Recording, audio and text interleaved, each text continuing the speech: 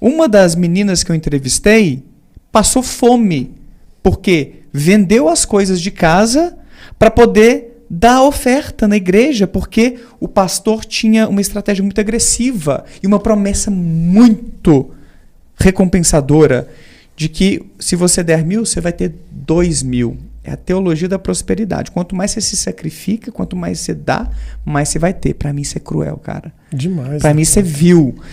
Então eu sei que é difícil investigar e avaliar até que ponto é liberdade de fé, e as pessoas têm que ter liberdade religiosa para acreditar em milagres, essas coisas, até que ponto entra em algum tipo de crime de exploração, de abuso financeiro mesmo por parte daqueles que detêm tanto poder, porque pessoas são prejudicadas com isso, cara.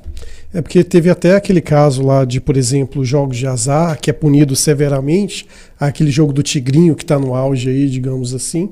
Esses jogos são punidos, né? Qualquer coisa que venha a querer subtrair, né? Levar a pessoa ao engodo, ao engano, eu acho que deveria sim ter uma restrição. É claro que o Estado ele se põe como laico, eu acho que ele deve se pôr mesmo, mas deve haver um informativo. Hoje em dia, até quando você vai comprar um produto, um chocolate, tem aqueles sinais lá, alto teor em açúcar, alto teor nisso, aquilo, cigarro, aquela coisa toda. Eu acho que informar não é demais. Sim. Isso não significa que você está indo em desencontro com a liberdade religiosa do país. Sim. Então, eu acredito que isso tem que promover algumas campanhas nesse sentido. Sim. É um pouco do que a gente faz. É levar informação, é despertar o pensamento crítico. Eu falo no meu canal, apesar de ser ateu roxo, e procuro ao máximo levar argumentos e expor as podriqueiras da religião. Eu falo que o meu canal, a minha missão não é antirreligiosa. Não é falar assim, galera, a religião tem que acabar, vocês têm que sair da religião. Religião tudo é ruim. Eu não tenho essa atitude. Eu tenho mais a atitude de orientar as pessoas que possam ser vulneráveis e serem prejudicadas nesses contextos. É muito mais isso. É claro que eu também tento ensinar como pensar criticamente, como as pessoas enganam, para quem sabe a pessoa desenvolver uma espiritualidade mais saudável. Para mim, se a pessoa fala, Daniel, e eu recebo esses relatos no meu canal, esses feedbacks, você me ajudou a sair de uma igreja que estava tirando a minha saúde mental, ou tirando o meu dinheiro. Hoje eu tenho uma fé mais pessoal, ou eu fui para uma igreja que me aceita como eu sou. Quantas pessoas sofrem numa igreja que é intolerante, que tem uma doutrina machista ou uma doutrina LGBT-fóbica que coloca na cabeça das pessoas que você não merece o reino de Deus, você vai ser destruído, ou pior, vai receber um castigo eterno porque você é gay, porque você é trans. Isso é cruel, cara. A gente acostuma, porque aqui no Brasil o cristianismo é a religião que prevalece. 80% dos brasileiros, se não me falha a memória, são cristãos. Então a gente acostuma com esse tipo de crença. E acha, não, mas é claro, né? Homossexualidade é uma coisa que não é natural. Você vai incorporando e vai normalizando aquilo, bicho. Mas isso é homofóbico. Se esse Deus existir, ele é homofóbico, velho. E como eu ouvi outro dia alguém próximo a mim falando, se Deus for conivente, se ele existir, em primeiro lugar, e for conivente ou de fato não querer perto de si pessoas que são homossexuais, esse Deus não merece o meu culto, a minha veneração, a minha admiração. Não merece, cara. Eu que querer pedir desculpas dele, saca? Eu sei que é forte para quem é cristão e acredita que a homossexualidade é pecado ouvir esse tipo de coisa, mas é porque foi condicionado desde a infância. Acreditar nisso que faz tanta gente sofrer, mano. Pra mim é tão ridículo, desculpa, eu não tô falando das pessoas, sim, tá? Eu tô falando da crença, é tão absurda, tá? Eu sempre tento separar a crença da pessoa que acredita. Eu tenho muitos amigos, tenho pais que são cristãos e tudo, mas pra mim é tão absurda a crença de que os homossexuais serão condenados ao fogo do inferno, serão destruídos, quanto seria a crença de que os canhotos serão destruídos ou condenados. Porque as pessoas não escolhem a sua orientação sexual. As pessoas não escolhem ser canhotas, por exemplo. É quem você é. É uma parte de você. Você não está prejudicando ninguém. Você está sendo você querendo viver o amor. Cara, se os cristãos seguissem as palavras de Jesus, o mundo seria muito melhor. Se prestassem atenção, cara, olha que ensinamentos bonitos aqui, como é que ele foi inclusivo. Eu não sei qual a porcentagem, mas sei lá, chutando 95% das coisas que vieram de Jesus, ou pelo menos que são atribuídas a ele nos evangelhos, a gente pode conversar um pouquinho sobre isso depois, o que é histórico, o que não é histórico ali na Bíblia, provavelmente. Mas seria muito bacana, porque Jesus não ficou condenando essas pessoas, falando que você é um sujo, você faz uma coisa abominável. Você encontra isso em Paulo, que nem conviveu com Jesus, nunca viu Jesus.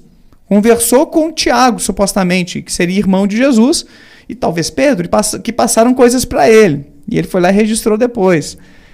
Nenhum dos apóstolos, inclusive, ou pelo menos nenhum dos livros atribuídos aos apóstolos foram escritos pelos próprios apóstolos. Não sei se vocês estão ligados nisso.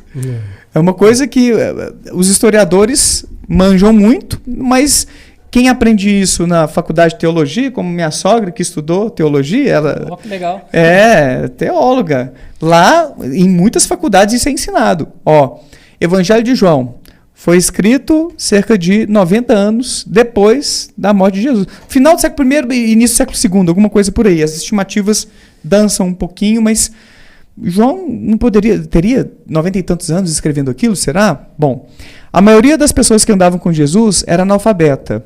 Os historiadores colocam Jesus como provavelmente analfabeto também, que era a condição de 99% do povo campesino, que não vivia na cidade. Jesus era um pregador rural. Ele foi poucas vezes em grandes cidades, pouquíssimas vezes. Ele pregava mais ali na zona rural da Judéia, Galileia e tal. Então, quando você começa a conhecer um pouquinho da realidade cultural de Jesus, de como a Bíblia foi construída, que aqueles textos não remontam aos primeiros anos desde que Jesus morreu, foram décadas depois, o primeiro evangelho, 30 anos depois, o evangelho de Marcos, o primeiro evangelho que chegou até nós.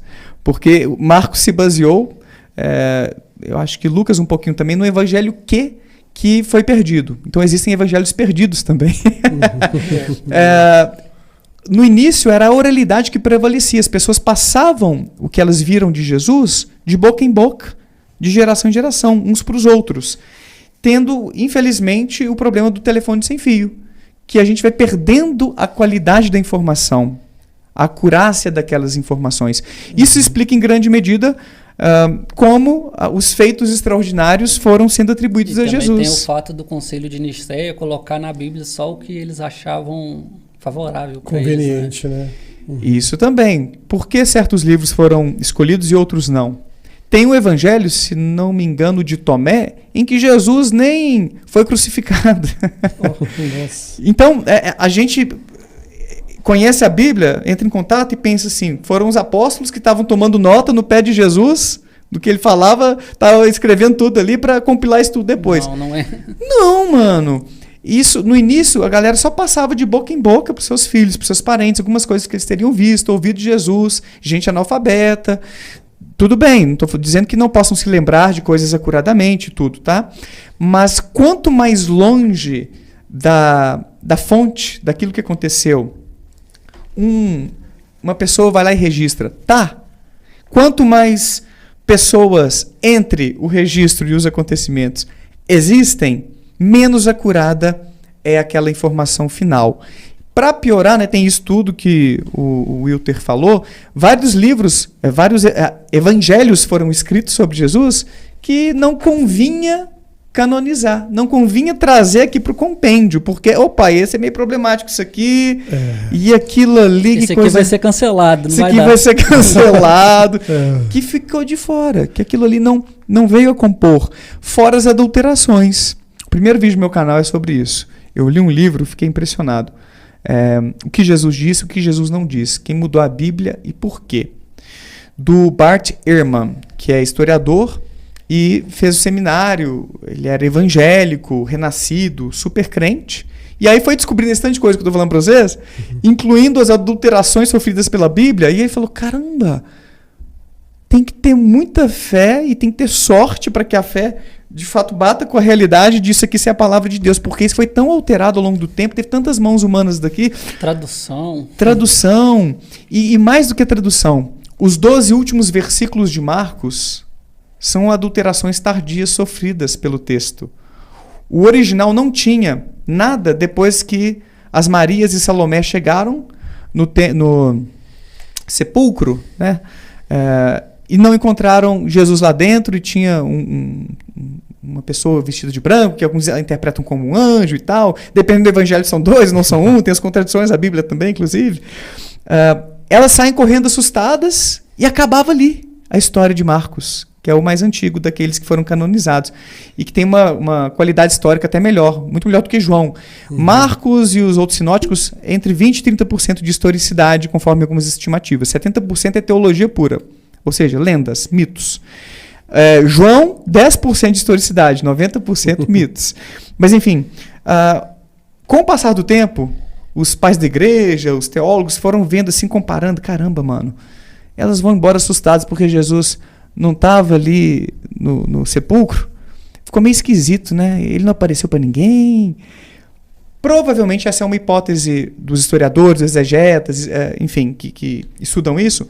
Para não ficar essa discrepância muito grande e não despertar muitas dúvidas, eles criaram os 12 últimos versículos inspirados em outros evangelhos, que Jesus voltou, apareceu para multidões, falou que quem cresce nele ia curar não sei o quê, podia tomar veneno, ascendeu aos céus. Nada disso foi escrito pelo autor de Marcos, que não foi Marcos, o apóstolo. Os apóstolos falavam em aramaico. Estou até arrepiado falando desses trem. Vou lembrando das coisas que eu estudei. Teve um curso sobre isso recente, por isso que eu estou com isso fresco na cabeça. Os mais religiosos vão falar que você está sofrendo influência divina a não falar isso. Inspirado por Sócrates aqui hoje. Questionar. A gente teve um curso recente lá no Instituto, História da Bíblia. Então foram 7 teólogos e historiadores contando isso tudo, como a Bíblia foi montada. Então estou com isso relativamente fresco também. Então, eles falavam aramaico, eram analfabetos, a maioria, ou talvez todos, talvez até Jesus mesmo, e os evangelhos foram escritos em grego. E décadas depois, né? Então, de repente, eles estudaram grego, aprenderam a escrever em grego. Tem algumas coisas assim que simplesmente desbancam essa ideia da autoria, mas tem muita coisa além disso.